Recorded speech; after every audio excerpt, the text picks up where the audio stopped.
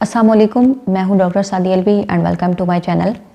आज हम बात करेंगे एरोमा थेरेपी के हवाले से कि एरोमा थेरेपी का इस्तेमाल करना प्रेगनेंसी में कैसा है। एरोमा थेरेपी से मुराद ये है कि खुशबूदार तेल से मसाज करना। एरोमा थेरेपी एक पूरी मेडिकल साइंस है और इसमें खुशबूदार जो तेल हैं उनको इस्तेमाल किया जाता है मरीज़ों के मुख्तलिफ जो बीमारियां हैं उनका इलाज करने के लिए। लेकिन आज हम बात करेंगे कि एरोमा थेरेपी यानी कि खुशबूदार तेल से मसाज करना आपके लिए कैसा है, स्पेशली हमल के दौरान। और अगर आप एरोमा थेरेपी जो है वो यूज़ करती हैं तो इसके आपकी हेल्थ के ऊपर क्या क्या फ़ायदे नज़र आएंगे और कौन से खुशबूदार तेल हैं जिनको आप प्रेगनेंसी में यूज़ कर सकती हैं और वो बिल्कुल सेफ़ हैं।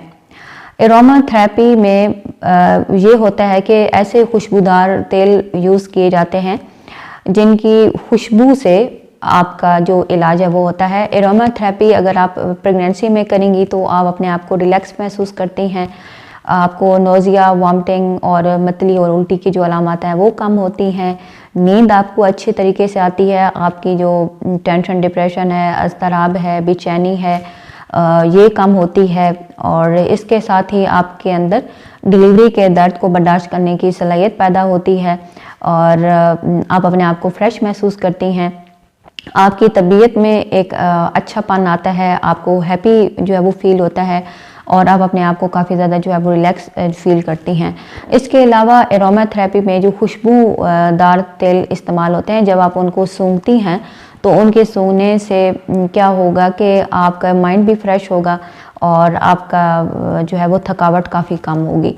अब खुशबूदार तेल आप कौन कौन से ऐसे ऑयल हैं जिनका आप अपने मसाज कर सकती हैं, मसाज के लिए यूज़ कर सकती हैं। इसमें अगर आपको उल्टी और मतली बहुत ज़्यादा महसूस होती है तो आप पुदीने का जो तेल है वो आप इस्तेमाल कर सकती हैं। ये आपको किसी भी अच्छी शॉप से जो है वो मिल जाएगा। इसके अलावा अगर आपकी तबीयत में बहुत ज़्यादा घबराहट है, बेचैनी है या वैसे ओवरऑल अगर आप एरोमा थेरेपी करवाना चाहती हैं यानी कि मसाज करवाना चाहती हैं खुशबूदार तेल से, तो आप गुलाब का तेल इस्तेमाल कर सकती हैं, माल्टे का तेल आप इस्तेमाल कर सकती हैं, लीमू का तेल आप इस्तेमाल कर सकती हैं और चमेली का तेल आप इस्तेमाल कर सकती हैं।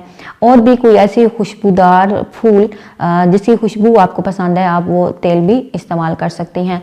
अब माल्टे का तेल आप कैसे बनाएं? आपने ऐसा करना है कि माल्टे के जो छिलके हैं वो आपने जो है वो उनको हल्का सा जो है वो ग्राइंडर कर लेना है, बारीक थोड़ा सा पीस लेना है और बारीक उनको जिस पे हम गाजर कद्दूकश करते हैं तो माल्टे के जो फ्रेश छिलके हैं उनको आप कद्दूकश कर लें।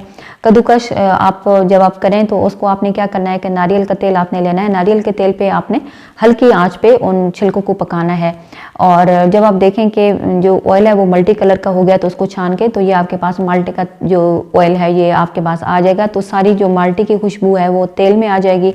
तो कोकोनट का जो ऑयल है वो वैसे भी सेफ़ है और मुफीद है, तो ये आपका खुद ही घर में माल्टे का जो ऑयल है वो बन जाएगा। तो लीमू का ऑयल आपने किस तरीके से बनाना है वो भी इसी तरह से बनाना है कि आप कोकोनट ऑयल लें, नारियल का तेल, और उसमें आप जो लेमन है उसका जो रस है वो निचोड़ लें और उसमें आप हल्की जो है वो आंच पे उसे पका लीजिए। लेकिन इस ऑयल को तैयार करने के लिए आप एक डबल जो है वो बर्तन लें। मेन के पहले आप जो है वो एक ऐसा बर्तन लें जिसमें थोड़ा सा वाटर हो, उस बर्तन के अंदर फिर आप जो है वो एक छोटे से प्याले जो कि स्टील का हो या ऐसा बर्तन जिसमें आपका ऑयल जले नहीं, तो डबल बर्तन वाला जो है वो आप लेंगे और उसके अंदर ये ऑयल तैयार करें ताकि आपका ऑयल जो है वो जले नहीं और अच्छे से जो लेमन का जूस है वो कोकोनट ऑयल के अंदर एब्जॉर्ब हो जाए।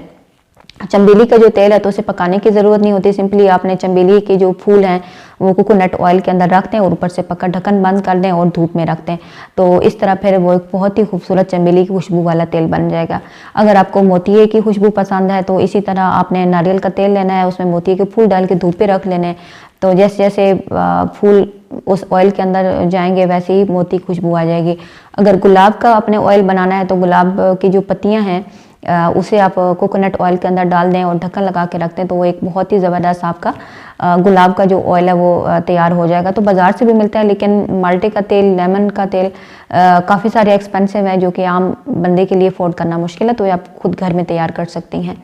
तो इससे फिर आप अपने सर का मसाज करें, आप अपनी टांगों का करें, अपने लेग्स का मसाज कर सकती हैं, अपने शोल्डर का कर सकती हैं, आप अपने हेड मसाज कर सकती हैं। और इसके अलावा जहाँ पे आपके स्ट्रेच मार्क्स हैं वहाँ पे आप ये ऑयल इसका जो है मसाज है वो कर सकती हैं। और आप सूंघ भी सकती हैं इस ऑयल को, इनकी खुशबू से आपको काफ़ी अच्छा महसूस होगा।